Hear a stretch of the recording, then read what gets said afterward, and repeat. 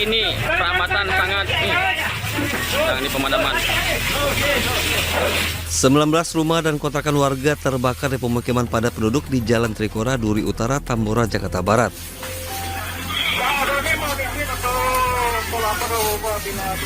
20 unit mobil pemadam kebakaran dan 100 petugas dikerahkan ke lokasi. Petugas sempat kesulitan memadamkan api karena akses sempit. Api padam 2 jam kemudian. Diduga kebakaran akibat korsleting listrik dari salah satu rumah warga yang merambat ke rumah warga lainnya. Bang, untuk korban jiwa bang dalam peristiwa kebakaran ini yang mengungsi ada berapa bang? Ya mengungsi ada 20 kakak, 60 jiwa. Bang, saat kebakaran semalam malam tadi apakah ada korban jiwa bang? Alhamdulillah korban jiwa tidak ada. Korban luka? Akibat kebakaran ini 60 jiwa kehilangan tempat tinggal dan mengungsi sementara di masjid dan pelataran rumah warga. Korban kebakaran berharap bantuan dari pemerintah. Ya, saya sih mengharapkan rumah saya ya bisa kembali normal seperti dulu, Pak. Bisa dibangun lagi. Dan juga saya sangat mengharapkan bantuan dari pemerintah, khususnya dinas sosial, Pak. Biar yang jadi korban sini biar rumahnya bisa dibangun lagi. Lokasi kebakaran ini telah dipasang garis polisi dan kasus kebakarannya ditangani Polsek Tambora. Dari Jakarta, Miftahul Gani Ainis melaporkan.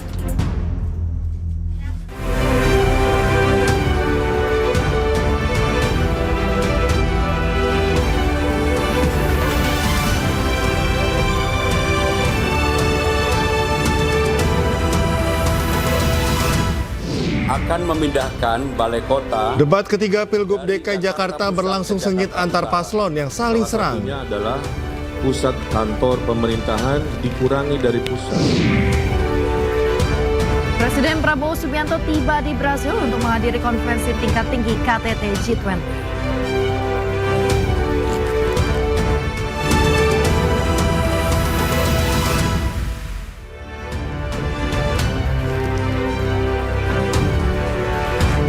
Halo, selamat pagi pemirsa. Ainis Pagi kembali hadir melengkapi informasi Anda pagi hari ini. Selain 3 berita utama tadi, sejumlah informasi menarik lainnya juga telah kami siapkan untuk Anda. Bersama saya Yasmin Natania. Dan khususnya pemirsa, bagi warga Jakarta, kami juga akan mengajak Anda untuk memilih siapa paslon yang paling punya kemampuan menata kota Jakarta. Anda bisa untuk scan barcode di layar kaca Anda. Dan saya juga Cika Mutazam dan inilah Ainis Pagi selengkapnya.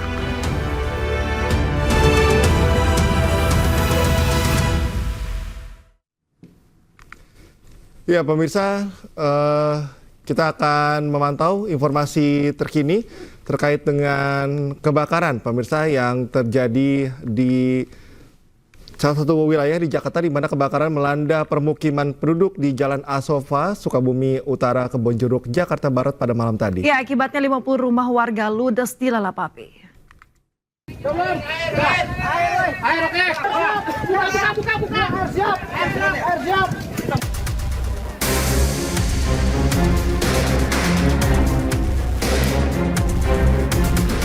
Kebakaran hebat melanda permukiman penduduk di Jalan Asofa, Sukabumi Utara, Kebonjeruk, Jakarta Barat. Sulitnya sumber air disertai material yang mudah terbakar membuat kobaran api semakin membesar. Warga panik dan mengevakuasi barang mengetahui api menjalar ke sejumlah bangunan lain yang berdekatan dengan sumber api. Petugas pemadam kebakaran yang berada di lokasi berjibaku bersama warga untuk memadamkan api. Menurut warga, penyebab kebakaran ini diduga berasal dari korsleting listrik dan sedikitnya 50 rumah ludes terbakar api.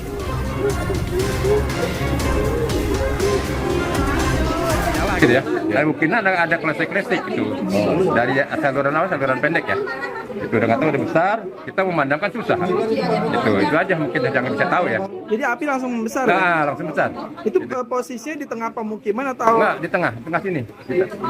Masih harus gang ini. Dari rumah kontrakan atau apa? Enggak, bukan rumah kontrakan, rumah saya sendiri. Jadi kita punya rumah tuh dibagi-bagi gitu.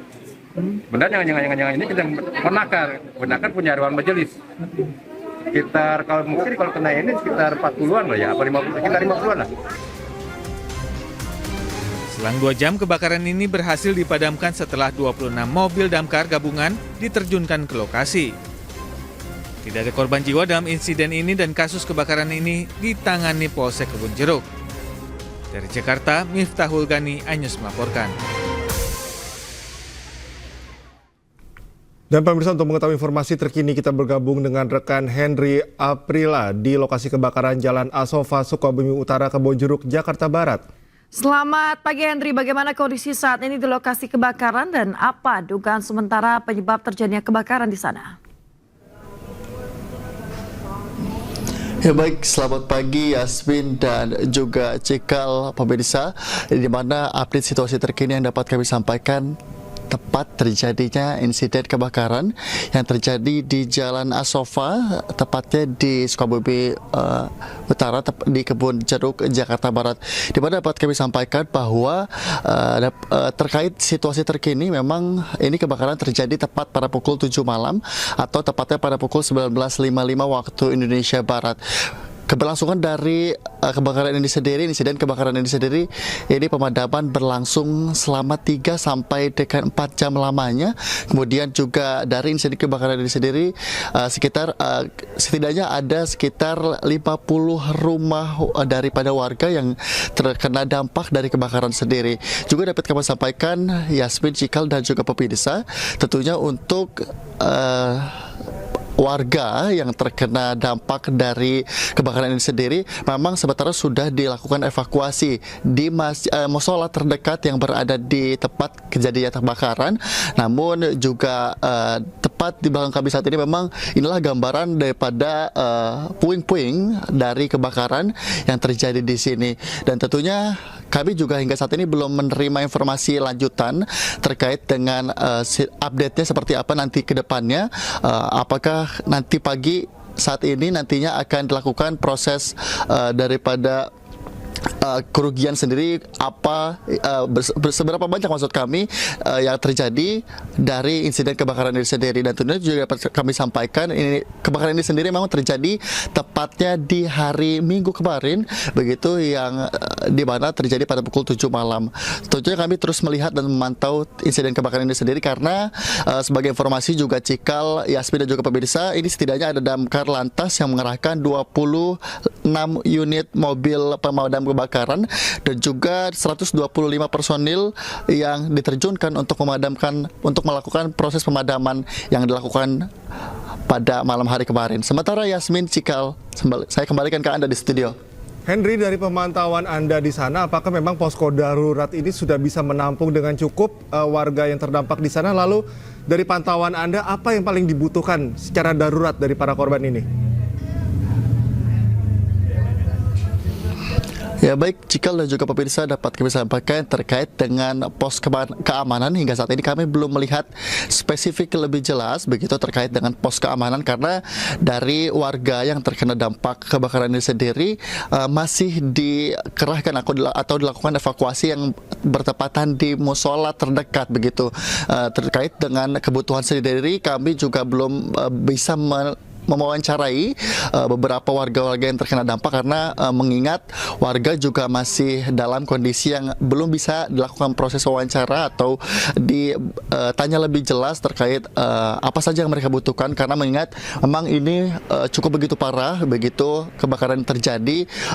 Banyak sekali puing-puing yang terbakar dari rumah warga sendiri, karena mengingat tepat kebakaran ini sendiri memang padat sekali oleh kediaman penduduk yang memang juga ini terlihat habis begitu barang-barang yang terlihat di tempat sekitaran belakang kami saat ini.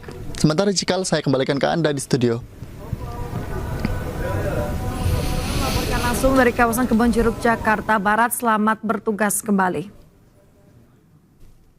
Baik, kita ke informasi lainnya pemirsa. Kepergok mencuri BBM jenis solar dari sebuah truk milik warga. Seorang pria di Kota Makassar nyaris tewas diamuk ratusan warga. Ya, pelaku berhasil menyelamatkan diri setelah masuk ke sebuah gorong-gorong yang penuh dengan air.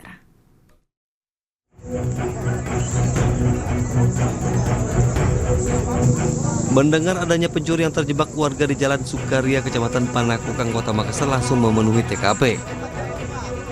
Warga emosi terus berdatangan mengepung lokasi persembunyian pelaku. Pelaku yang panik pun langsung bersembunyi di dalam gorong-gorong sempit yang penuh dengan air keruh. Beruntung aparat kepolisian dari Mapolsek Panakongan langsung mendatangi TKP dan mengamankan lokasi dari kerumunan warga. Pelaku baru dapat dievakuasi 1 jam kemudian. Usai polisi meminta warga untuk agak menjauh dari gorong-gorong tempat pelaku bersembunyi.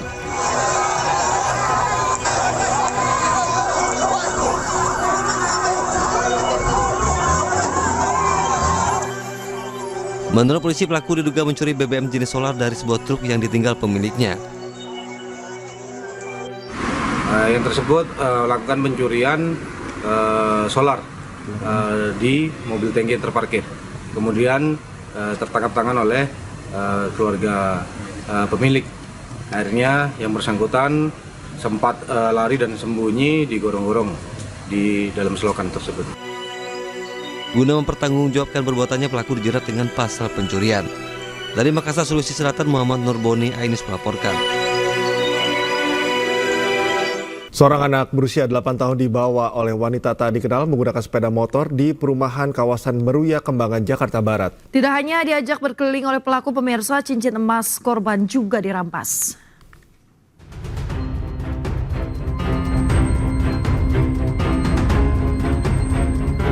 Dari rekaman kamera pengawas salah satu perumahan di kawasan Meruya, Kembangan, Jakarta Barat, nampak korban seorang bocah berusia 8 tahun dan pelaku tengah melintas dengan dibonceng sepeda motor. Korban saat itu diajak oleh seorang wanita yang tak dikenal saat bermain tak jauh dari rumah, berkeliling sebelum dibawa keluar dari area perumahan.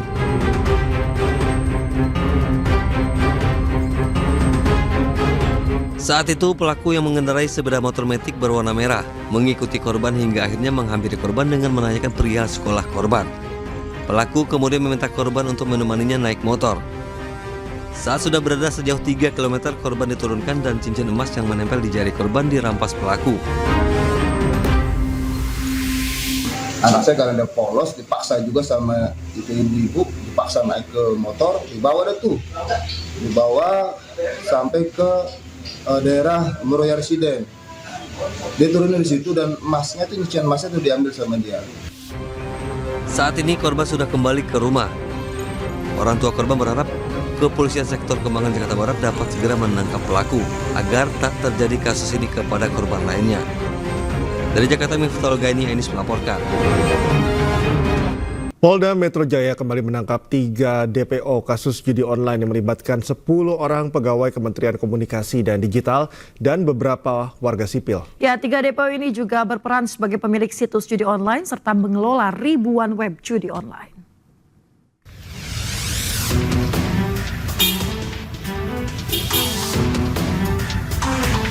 Subdit Jatanras Ditreskrimum Polda Metro Jaya kembali menangkap 3 orang DPO dalam kasus judi online yang melibatkan 10 orang pegawai Kementerian Komunikasi dan Digital RI. Ketiganya, B, BK, dan HF, ditangkap saat mendarat di Bandara Soekarno-Hatta usai kembali dari luar negeri. Sama dengan penangkapan DPO HE, ketiganya berperan sebagai pemilik web judi online serta pengelola ribuan web judi online agar tidak diblokir pihak Kementerian Komunikasi dan Digital RI melalui tersangka MN yang merupakan pegawai Kementerian Komdigi. Selain menangkap pelaku, penyidik turut menyita barang bukti 3 ponsel, 3 kartu ATM, serta uang tunai senilai 600 juta rupiah yang terdiri dari mata uang rupiah dan mata uang asing. Adalah sebagai pemilik dan sekaligus pengelola ribuan web judi agar tidak diblokir oleh Komdigi. Hingga kini Polda Metro Jaya telah menangkap 22 orang tersangka yang mana 10 diantaranya merupakan pegawai Kementerian Komunikasi dan Digital RI serta 13 orang masyarakat sipil. Selain itu, penyidik masih memburu 3 DPO lainnya berinisial A, J, dan BS. Dari Jakarta, Helmi Sajangbati, iNews melaporkan.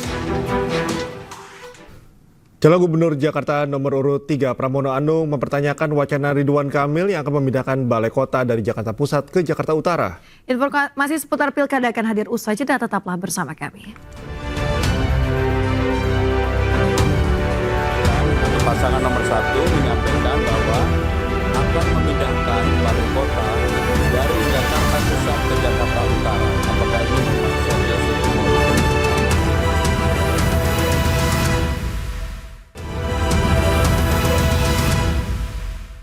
Pemirsa, warga Jakarta, kami ajak Anda untuk memilih siapa paslon yang paling punya kemampuan menata kota Jakarta.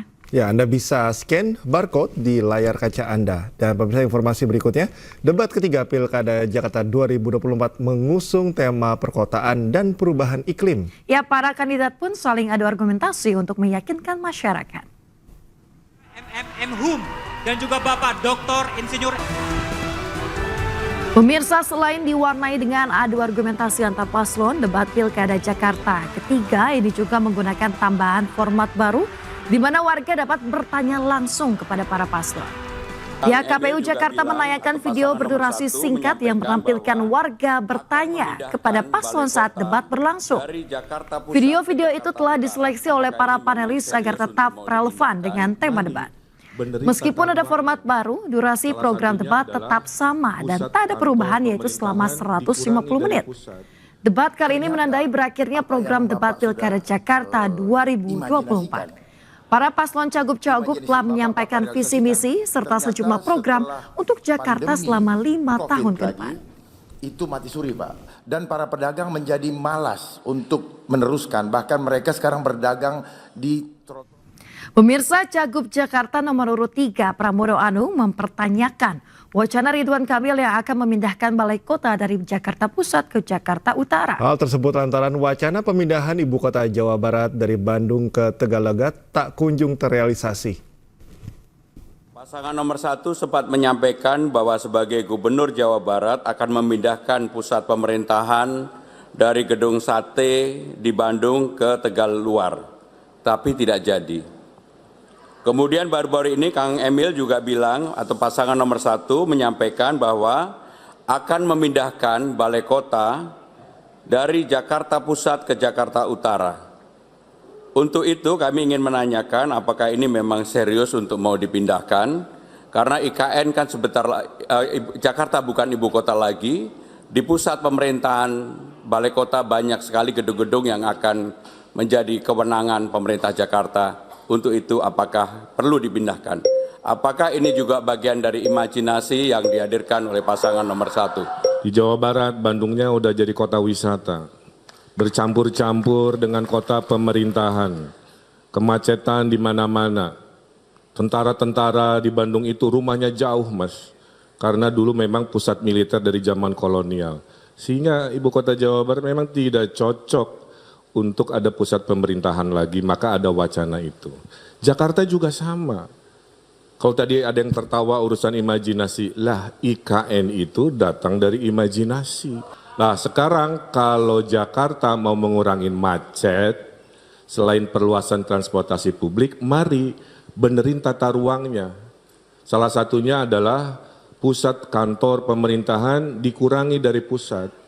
Tentu ini harus didialogkan kepada stakeholder di Jakarta. Jadi IKN adalah imajinasi, wacana ini juga imajinasi, realitanya kita diskusikan. Mohon maaf. Pemirsa, Cagup Jakarta nomor urut 2 Dharma Pongrekun mempertanyakan kenapa teras Cihampelas di Bandung, Jawa Barat yang dibangun Ridwan Kamil kini mati suri setelah diterpa pandemi. Dharma juga kembali menyinggung pandemi COVID, deflasi dan inflasi yang merupakan desain pihak tertentu.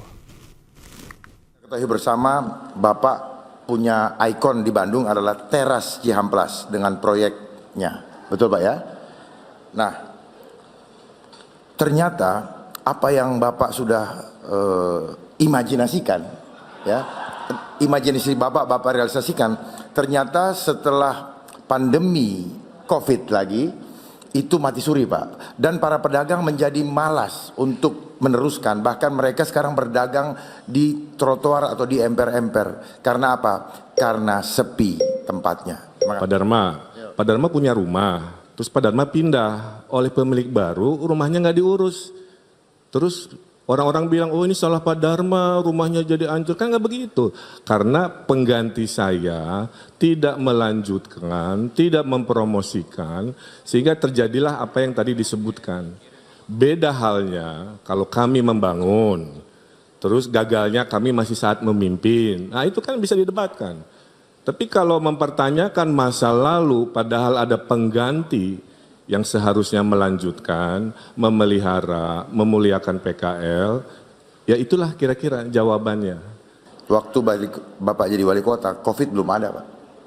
Pandemi itu terjadi awal tahun 2020. Sebenarnya COVID ini tidak perlu terjadi kalau kita berani menyampaikan kepada pimpinan. Karena COVID inilah yang selama ini saya perjuangkan untuk menolak pandemi lagi, karena saya tahu semua persoalan inflasi yang terjadi di bangsa ini by design, Pak. Adanya deflasi, terjadi inflasi. Adanya barang-barang import membanjiri, akhirnya apa? Produsen lokal tidak mampu lagi, pajak tinggi. Ya pemirsa, Dharma Pongrekun Cagup Jakarta nomor urut 2 menyebut air merupakan kebutuhan dasar manusia. Dharma mencetuskan sejumlah ide, salah satunya air siap minum gratis bagi warga Jakarta. Rasa pembatasan tidak perlu dilakukan karena air merupakan kebutuhan dasar manusia. Kalau perlu yang dibatasi adalah hentikan korupsinya. Itu sesungguhnya yang harus dibatasi. Kalau korupsi tidak ada, rakyat Jakarta tidak perlu membeli air galon. Karena sebenarnya PDAM mampu menyiapkan teknologi itu. Hanya persoalannya apakah ada goodwill, ada political will di situ. Waspada dengan permainan revolusi industri. Bapak. Kemudian sebenarnya kalau kita tahu cara mengatasinya, sudah ada 2 waduk di Sukamahi dan juga waduk Ciawi. Itu bisa kita manfaatkan untuk menampung banjir kiriman. Mulai sekarang saya mengajak, mari kita tidak menganggap banjir itu musibah, tapi mari kita menganggap banjir itu adalah rezeki dari Tuhan, sehingga sikap alam terhadap kita kepada alam akan menentukan. Pemirsa, Cawagup Jakarta nomor urut 3 Rano Karno memaparkan sejumlah solusi tentang pengelolaan sampah. Menurutnya, produksi sampah bisa ditekan hingga 35% jika rumah tangga melakukan pemilahan sampah. Sebetulnya restribusi sampah ini tidak dibutuhkan jika tata kelola sampah sudah benar dan efisien. Karena itulah keluarlah peraturan ini. Kemudian pemilahan hulu sampah itu harus berangkat dari rumah tangga. Masalah sampah bisa selesai sampai 35% jika bisa dipilah dari rumah tangga. Bank sampah di Negara Banju, orang yang bisa memilah sampah plastik justru diberi uang. Kemasan plastik menjadi deposit. Sistem pengaturan sampah sesuai jenis sampai hilir, sampai sampah terkelompokkan. Kemudian pengolahan sampah modern, RDF, refuse, di-refuel, sampah diolah menjadi bahan bakar. Kemudian sampah bisa menjadi energi, menjadi PLTA sampah. Kemudian bisa dijadikan sampah produk yang bernilai. Saya punya usaha restoran. Kami memilah sampah dari rumah, karton, plastiknya kami pisahkan, kami kirim ke bank sampah, dan itu menjadi pelatihan satu ekosistem dari sebuah perumahan yang memang ada di sekitar ini. Jadi mungkin saran saya nanti kita akan ciptakan ekosistem seperti ini di setiap perumahan agar sampah bisa menjadi rezeki, bukan menjadi masalah. Pemirsa, kurang dari 2 pekan Pilkada Jakarta, pertarungan calon gubernur dan wakil gubernur kian sengit. Sejumlah tokoh berpengaruh digandeng untuk mengerek elektabilitas paslon.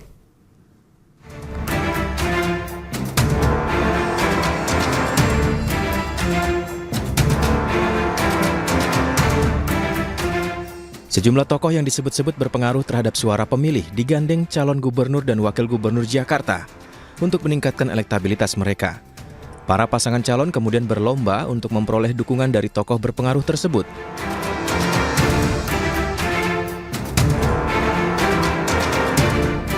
Beberapa waktu lalu, calon gubernur Jakarta nomor urut 1 Ridwan Kamil bertemu dengan Presiden ke-7 RI Joko Widodo di Solo, Jawa Tengah.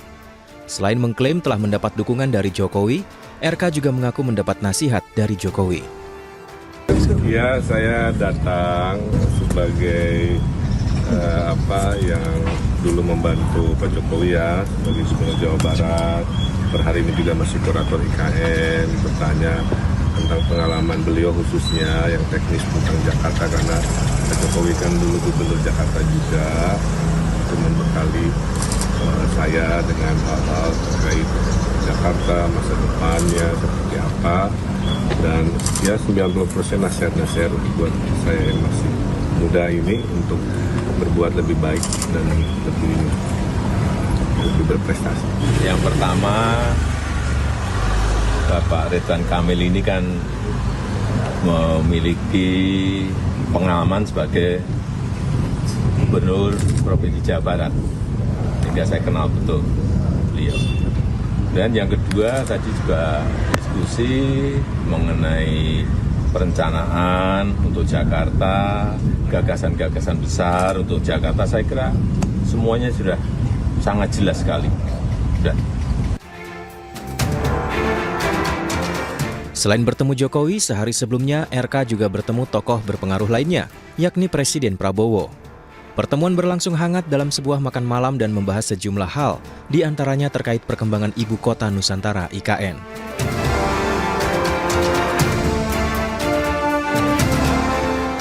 Tidak hanya pasangan RK Suswono, calon gubernur dan wakil gubernur Jakarta nomor urut 3 Pramono Anung dan Rano Karno juga menemui tokoh berpengaruh lain, yakni Gubernur Jakarta periode 2017-2022 Anies Baswedan.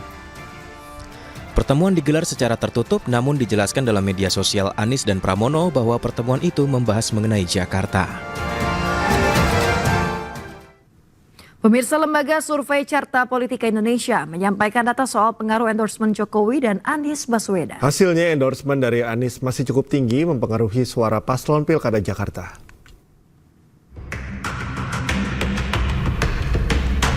Menurut survei dilakukan 19 hingga 24 September 2024, populasi survei merupakan seluruh warga Jakarta dengan jumlah responden 1.200. Pada survei ini ditanya, seandainya Jokowi dan Anies mendukung salah satu paslon Pilkada Jakarta, apakah akan memilih atau tidak pasangan yang didukung oleh dua tokoh tersebut?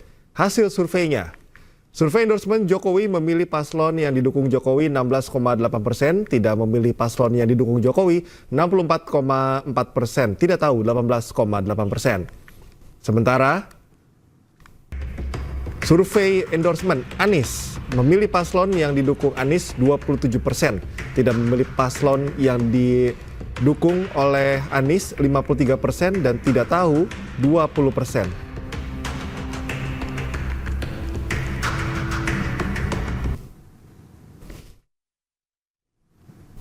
Pemirsa, Presiden ke-7 Republik Indonesia Joko Widodo kembali berkampanye untuk paslon Cagup Cawagup Jawa Tengah Ahmad Lutfi Taj Yassin di Grobogan, Jawa Tengah. Menurut Jokowi, Grobogan merupakan wilayah potensial untuk mendulang suara bagi paslon nomor urut 2 tersebut.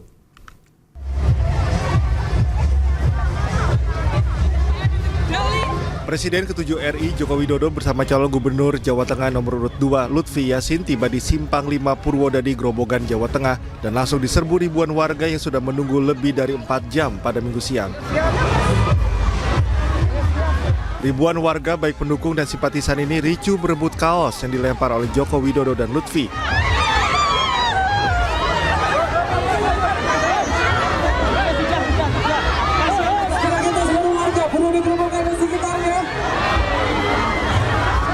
Beberapa emak-emak yang ikut di tengah kerumunan sempat terjatuh dan terjepit.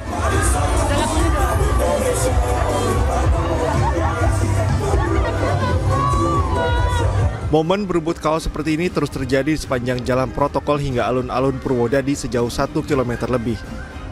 Jokowi mengaku Grobogan merupakan wilayah terbesar dan diharapkan bisa menjadi salah satu pendukung kuat untuk memuluskan calon gubernur Jateng nomor urut 2 ke kursi gubernur.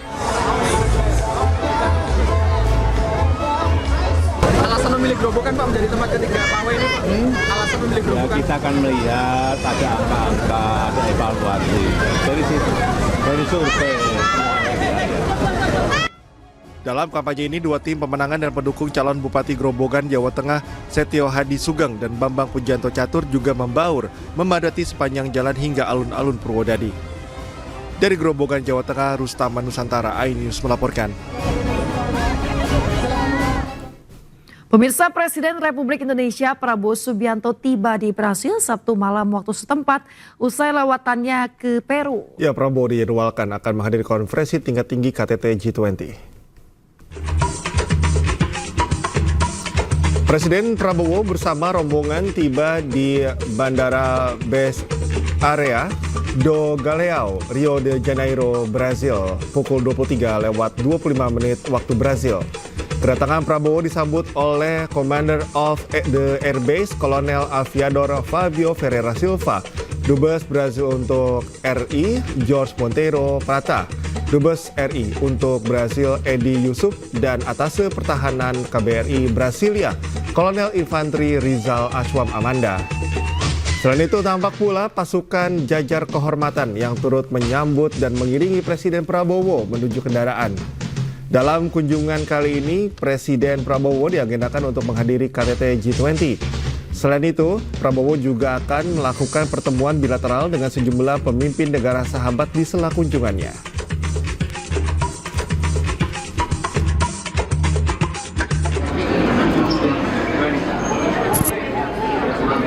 Pemirsa, kedatangan Presiden Prabowo Subianto di Brasil juga disambut puluhan warga Indonesia. Mereka menyiapkan buket bunga untuk diberikan kepada Prabowo setibanya di Brasil. Sejumlah WNI mengaku merasa bangga bisa melihat langsung kehadiran dari Presiden Prabowo yang tiba di Rio de Janeiro. Mereka bahkan ada yang menunggu hingga 3 jam demi bisa melihat Prabowo.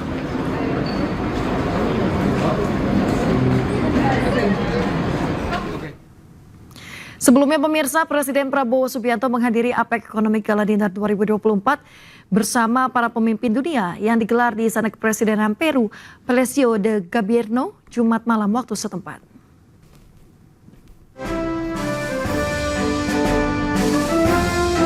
Presiden Republik Indonesia Prabowo Subianto menghadiri APEC Economic Gala Dinner 2024 yang diselenggarakan di Istana Kepresidenan Peru, Palacio de Gobierno, di Lima, Peru pada Jumat 16 November 2024.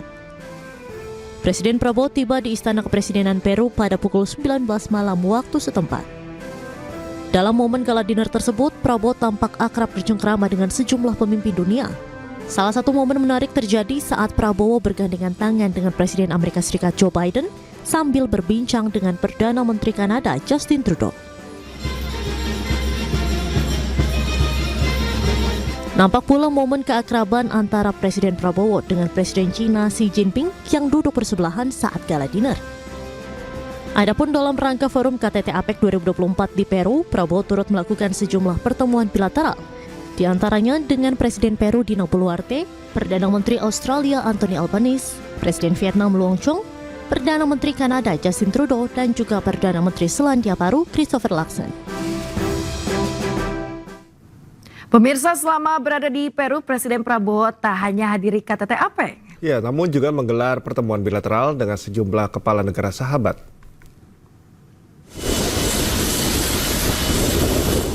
Forum KTT APEC 2024 yang dihadiri 21 pimpinan negara ini menyoroti 3 isu prioritas, yakni perdagangan dan investasi, digitalisasi, serta pertumbuhan yang berkelanjutan.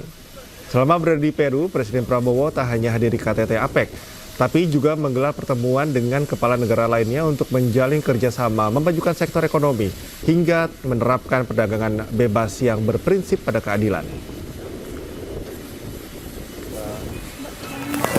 Meneruskan suatu jaringan network antara pemimpin-pemimpin di Pasifik.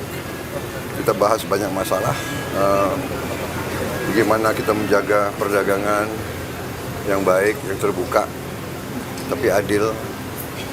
Ya, saya kira itu kesempatan yang baik. Terima kasih ya. Terima kasih Pak. Hati-hati di jalan Pak. Indonesia ini seperti apa di tengah-tengah? Kita ingin perdagangan yang teratur, yang bebas, tapi adil. Ya. Oke. Terima kasih.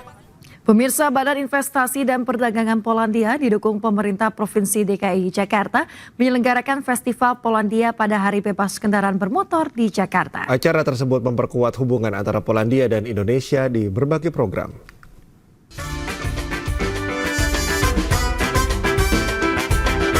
Poland Festival kembali digelar. Festival ini merupakan hasil kolaborasi antar Badan Investasi dan Perdagangan Polandia dengan berbagai pihak yang bertujuan untuk memperkenalkan Polandia lebih dekat kepada masyarakat Indonesia, tak hanya dalam aspek budaya, namun juga peluang bisnis dan inovasi yang ada di Polandia.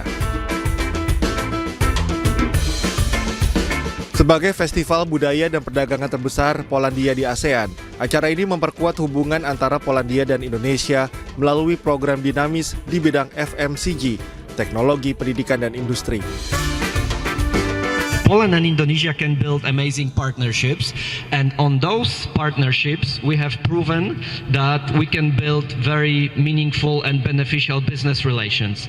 In our office, over the course of 6 years, we have completed around 150 trading projects and more than 20 investment projects. Happy to be here and see the name of Poland Festival in here.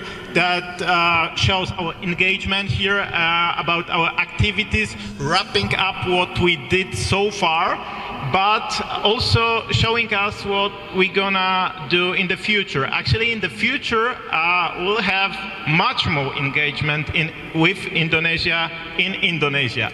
Hubungan bilateral antara Indonesia dan Poland saja, Bapak Ibu, tapi dengan kita tingkatkan hubungan persahabatan, hubungan kekeluargaan antara ataupun people to people ini, maka akan tercipta sebuah perdamaian di dunia ini. Jadi begitu tujuan dari kegiatan yang diselenggarakan oleh Kedubes Polandia di Jakarta, Police Investment and Trade Agency, dan juga pemerintah Provinsi DKI Jakarta. Dalam event ini juga diselenggarakan Friendship Walk, mulai dari Bundaran HI hingga Grand Lucky SCBD yang diikuti oleh warga Jakarta dan komunitas Polandia yang beraktivitas dalam Car Free Day. Dari Jakarta, Hadisti Arifa, Iriansyah, iNews melaporkan. Pemirsa, MotionPay, aplikasi milik PT MNC Teknologi Nusantara, meresmikan kerjasama dengan warung UMKM yang dikelola PT Mitra Pedagang Indonesia (TBK) atau MP Store untuk sistem pembayaran dengan uang elektronik melalui KRIS. Ya, kolaborasi tersebut memperluas jangkauan transaksi dan sistem pembayaran digital di puluhan ribu warung UMKM yang dikelola MP Store di wilayah Jakarta hingga Madura.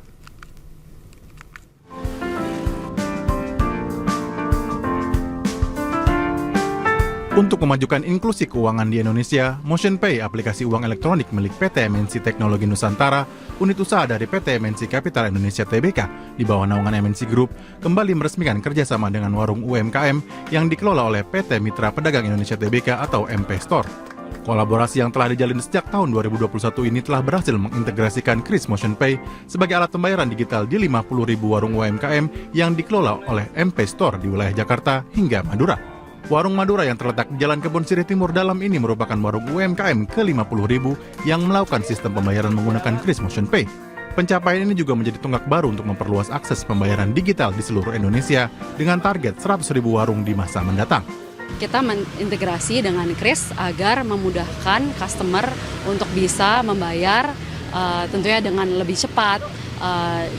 Juga uang nggak perlu bawa receh gitu ya, bisa uang pas yang ditransfer gitu lewat layanan KRIS.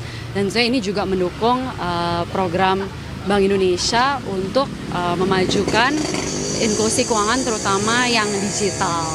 Saya melihat kerjasama ini cukup strategik karena MotionPay bagian dari MNC Group yang memiliki advantage dekat dengan brand FMCG seperti itu, sehingga bisa melakukan availability campaign selain itu di digital ataupun di televisi, bisa juga melakukan distribusi produknya di warung-warung Madura yang sudah kita menjadi mitra dari kita. Melalui kemitraan MotionPay bersama MP Store ini menjadi bukti nyata komitmen dalam mendukung transformasi digital di Indonesia, serta diharapkan dapat meningkatkan literasi keuangan digital dan memperkuat ekonomi lokal, terutama di kalangan pelaku UMKM. Dari Jakarta, Muharlin Diastriawan, iNews melaporkan. Pemirsa, Jorge Martin rebut gelar juara dunia MotoGP 2024 di seri pamungkas Barcelona. Informasi olahraga akan kami hadirkan usai jeda, tetaplah bersama kami.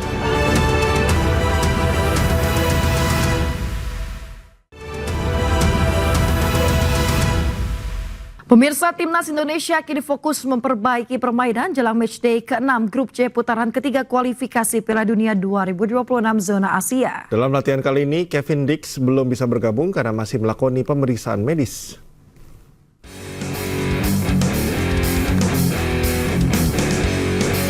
Indonesia menggelar latihan perdana menjelang laga melawan Arab Saudi dalam laga ke-6 grup C putaran ketiga kualifikasi Piala Dunia 2026 zona Asia. Latihan skuad Garuda berlangsung di Stadion Madia Senayan, Jakarta pada Minggu sore.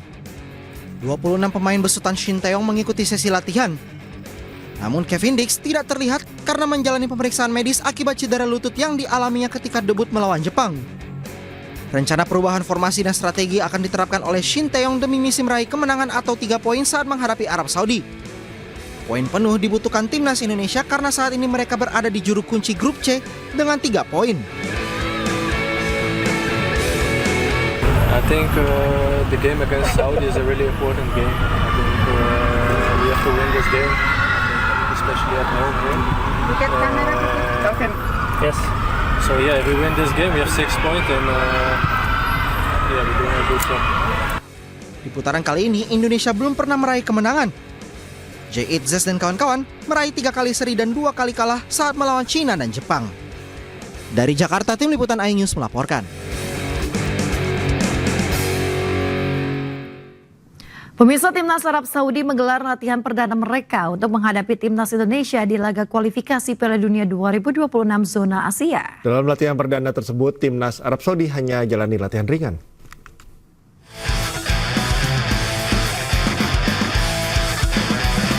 Jelang laga melawan timnas Indonesia di kualifikasi Piala Dunia 2026, timnas Arab Saudi menjalani latihan perdana di lapangan Senayan, Jakarta pada Sabtu kemarin.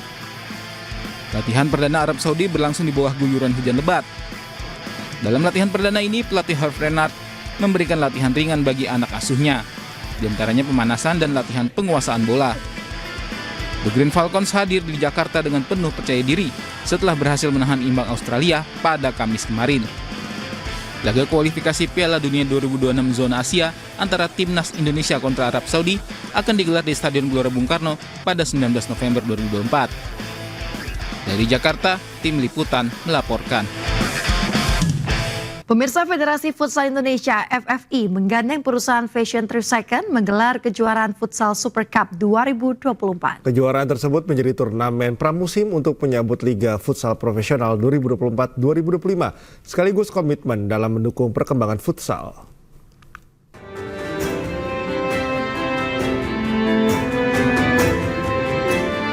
Federasi Futsal Indonesia dan 3 Second resmi meluncurkan 3 Second Futsal Super Cup 2024 di MNC Conference Hall iNews Tower, Jakarta. Ajang kompetisi bergengsi yang akan digelar di GOR Gelora Bung Karno, Sukoharjo, Jawa Tengah ini akan menghadirkan 8 tim terbaik dari klasemen akhir Liga Futsal Profesional 2023-2024. Bahwa ini adalah kompetisi yang nanti akan diikuti oleh 8 tim terkuat dari musim yang sebelumnya. Berkompetisi dengan sistem knockout untuk memperebutkan piala dan juga hadiahnya. Rencananya kita menyelenggarakan di tanggal 13 sampai dengan 15 Desember, jadi bulan depan. Adapun 8 tim itu adalah Bintang Timur Surabaya, Black Steel FC Papua, Pangsuma FC, Cosmo JNE FC, Unggul FC Malang, Papage Banua, Halus FC dan Moncong Bula FC yang memperebutkan Piala 3 Second Futsal Cup dan uang tunai jutaan rupiah. Melalui kompetisi ini, FFI dan 3 Second berkomitmen untuk memajukan sekaligus mengukuhkan futsal sebagai olahraga kebanggaan nasional. Dari Jakarta, Anissa Sahib, Sadusanto iNews melaporkan. Pemirsa, pebiliar asa Pulau Bintan Batam Kepulauan Riau berhasil menjadi juara dalam Popsipo Sirkuit Seri 4 2024 yang digelar di Kota Batu, Jawa Timur. Atlet berusia 16 tahun dari tim Carabao keluar sebagai juara setelah mengandaskan perlawanan atlet biliar Rico Dewe asal tim Labewa di babak Grand Final.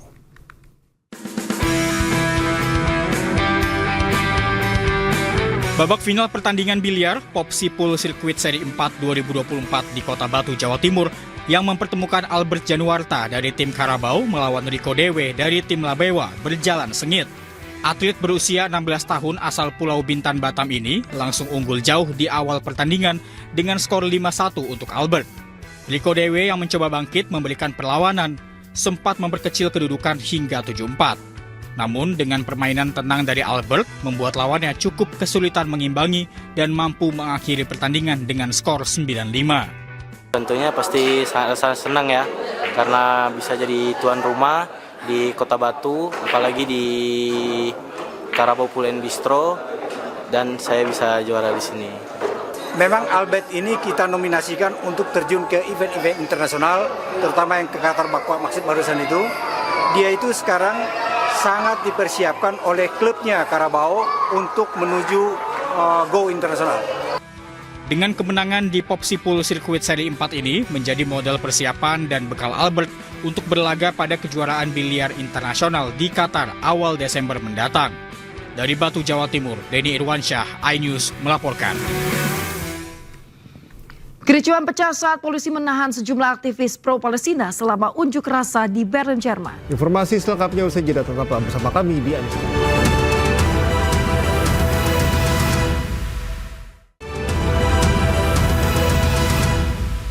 Ajak Anda untuk warga Jakarta untuk memilih siapa paslon yang paling punya kemampuan menata kota Jakarta.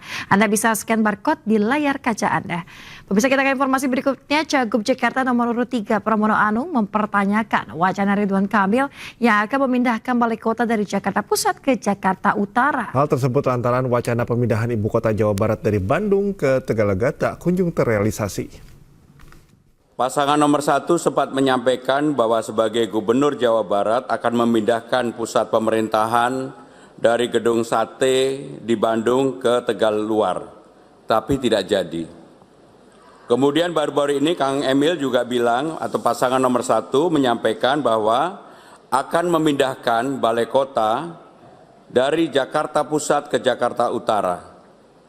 Untuk itu kami ingin menanyakan apakah ini memang serius untuk mau dipindahkan, karena IKN kan Jakarta bukan ibu kota lagi, di pusat pemerintahan balai kota banyak sekali gedung-gedung yang akan menjadi kewenangan pemerintah Jakarta. Untuk itu apakah perlu dipindahkan?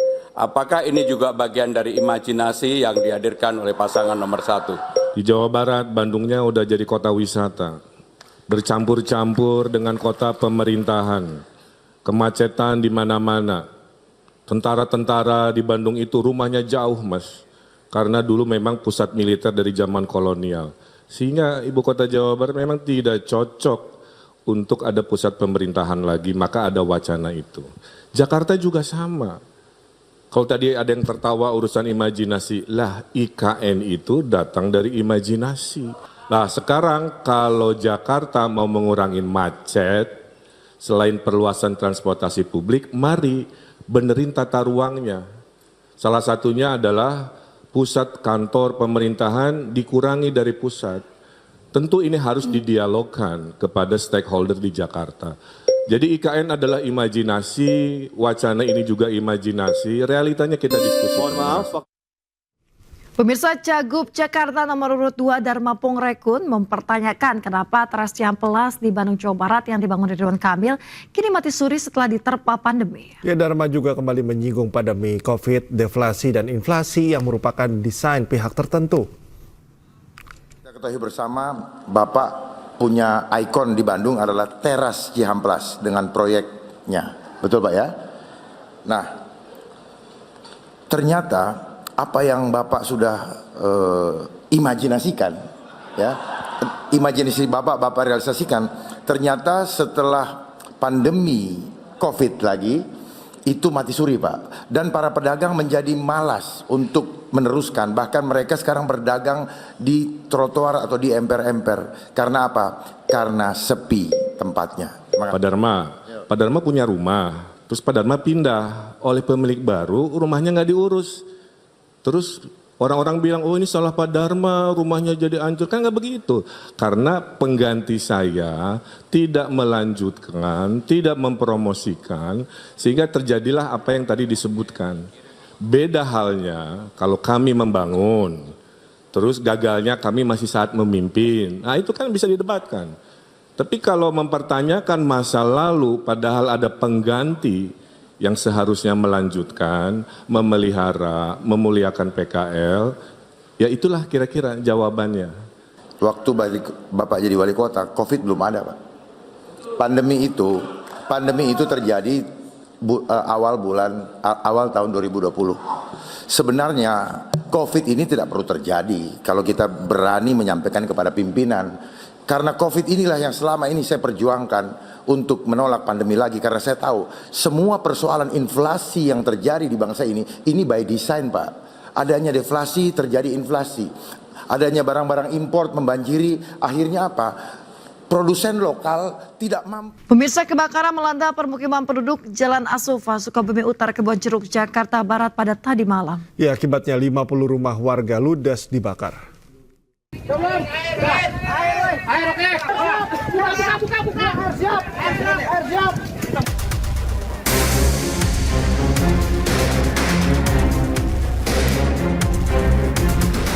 Kebakaran hebat melanda permukiman penduduk di Jalan Asofa, Sukabumi Utara, Kebonjeruk, Jakarta Barat. Sulitnya sumber air disertai material yang mudah terbakar membuat kobaran api semakin membesar. Warga panik dan mengevakuasi barang mengetahui api menjalar ke sejumlah bangunan lain yang berdekatan dengan sumber api. Petugas pemadam kebakaran yang berada di lokasi berjibaku bersama warga untuk memadamkan api. Menurut warga, penyebab kebakaran ini diduga berasal dari korsleting listrik dan sedikitnya 50 rumah ludes terbakar api.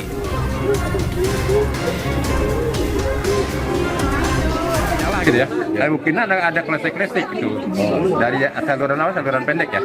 Itu udah nggak tahu udah besar, kita memadamkan susah. Itu aja mungkin yang bisa tahu ya. Jadi api langsung membesar. Nah, ya? langsung besar. Itu posisinya di tengah pemukiman atau? Enggak, di tengah sini. Masih harus gang ini. Dari rumah kontrakan atau apa? Enggak, bukan rumah kontrakan, rumah saya sendiri. Jadi kita punya rumah tuh dibagi-bagi gitu. Benar yang ini kita benakan punya ruang majelis. Sekitar kalau kena ini sekitar 40-an lah ya, apa 50, sekitar 50-an lah. Selang 2 jam, kebakaran ini berhasil dipadamkan setelah 26 mobil damkar gabungan diterjunkan ke lokasi. Tidak ada korban jiwa dalam insiden ini dan kasus kebakaran ini ditangani Polsek Kebonjeruk. Dari Jakarta, Miftahul Gani, Anyus melaporkan.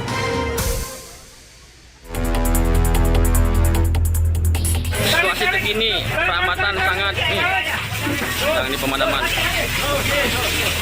19 rumah dan kontrakan warga terbakar di pemukiman padat penduduk di Jalan Trikora, Duri Utara, Tambora, Jakarta Barat.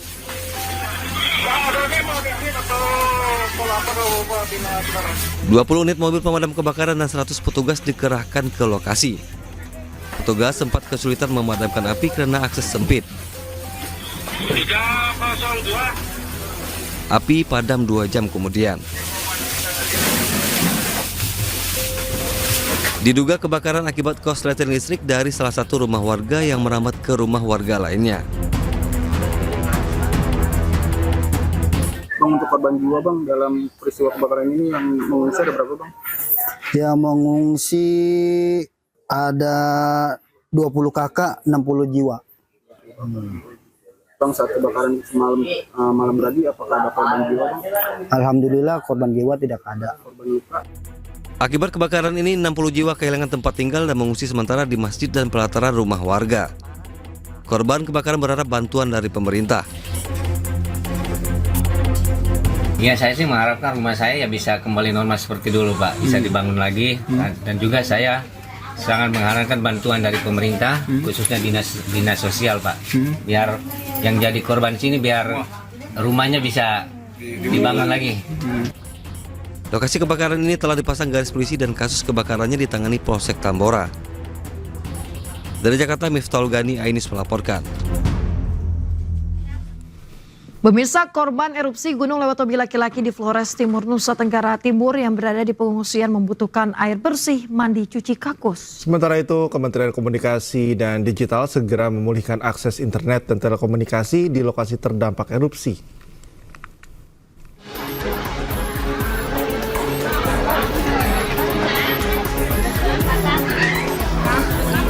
2 pekan erupsi Gunung Lewatobi di Flores Timur, Nusa Tenggara Timur menyebabkan 12.987 jiwa mengungsi di 6 titik pengungsian. Salah satunya di posko pengungsi Desa Lewolaga. Di posko pengungsian ini, sebagian besar pengungsi merupakan anak-anak, balita, serta lansia. Pengungsi berharap ada perhatian khusus terhadap mereka. Pasalnya, para pengungsi membutuhkan air bersih untuk mandi, cuci, dan kakus. Selain itu, anak-anak juga membutuhkan alat tulis untuk belajar. Sementara itu, Gunung Lewotobi laki-laki kembali erupsi dengan ketinggian kolom abu 800 meter dari mulut kawah Minggu pagi. Kolom abu teramati berwarna kelabu dengan intensitas tebal condong ke arah barat dan barat laut. Saat ini, Gunung Lewotobi laki-laki berada pada status level 4 awas dengan rekomendasi warga tidak melakukan aktivitas apapun dalam radius 7 km dari pusat erupsi. Di tempat terpisah, Kementerian Komunikasi dan Digital akan segera memulihkan akses internet dan telekomunikasi lainnya, serta mendirikan pusat informasi dan media bencana di lokasi terdampak erupsi Gunung Lewotobi laki-laki di Flores Timur, NTT. Diharapkan publik memperoleh informasi yang akurat mulai dari penanganan para pengungsi hingga mempercepat pemulihan pasca bencana. Hal ini disampaikan Dirjen IKP Kemkomdigi Prabu Nindya Refta Revolusi usai meninjau pos dan lokasi pengungsian terdampak erupsi Gunung Lewotobi laki-laki.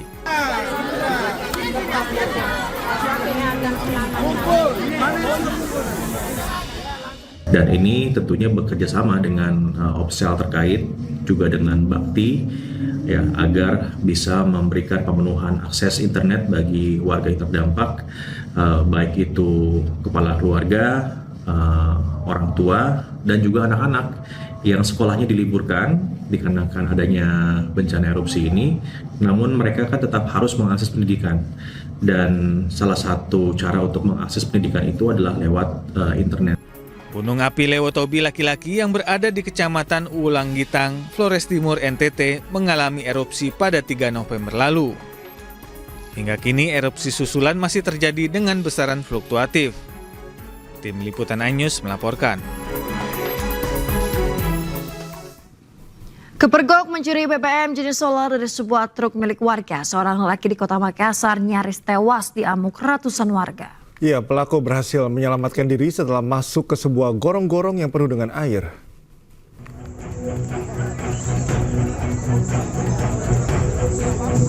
Mendengar adanya pencuri yang terjebak, warga di Jalan Sukaria, Kecamatan Panakukang, Kota Makassar langsung memenuhi TKP. Warga yang emosi terus berdatangan mengepung lokasi persembunyian pelaku.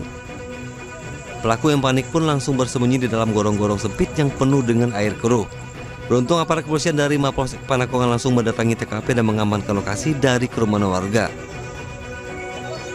Pelaku baru dapat dievakuasi 1 jam kemudian. Usai polisi meminta warga untuk agak menjauh dari gorong-gorong tempat pelaku bersembunyi.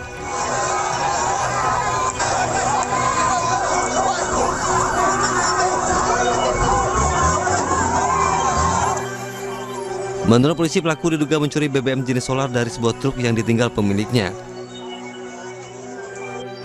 Yang tersebut melakukan pencurian solar di mobil tangki yang terparkir. Kemudian tertangkap tangan oleh keluarga pemilik. Akhirnya yang bersangkutan sempat lari dan sembunyi di gorong-gorong di dalam selokan tersebut. Guna mempertanggungjawabkan perbuatannya, pelaku dijerat dengan pasal pencurian. Dari Makassar, Sulawesi Selatan, Muhammad Nurboni, iNews melaporkan.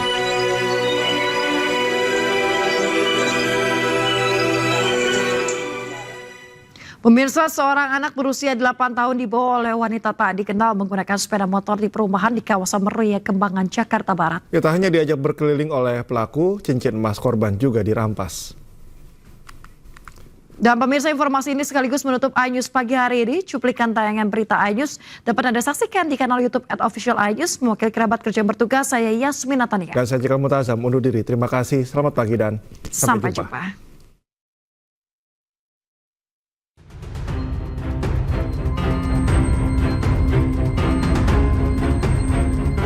Dari rekaman kamera pengawas salah satu perumahan di kawasan Meruya, Kembangan, Jakarta Barat, nampak korban seorang bocah berusia 8 tahun dan pelaku tengah melintas dengan dibonceng sepeda motor. Korban saat itu diajak oleh seorang wanita yang tak dikenal saat bermain tak jauh dari rumah, berkeliling sebelum dibawa keluar dari area perumahan.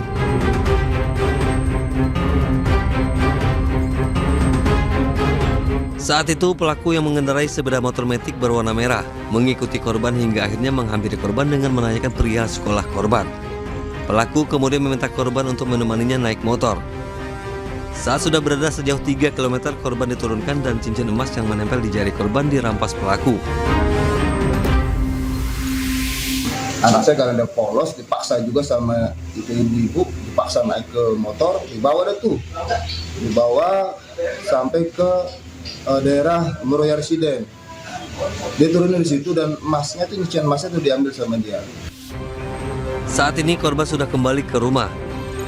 Orang tua korban berharap Kepolisian Sektor Kembangan Jakarta Barat dapat segera menangkap pelaku agar tak terjadi kasus ini kepada korban lainnya.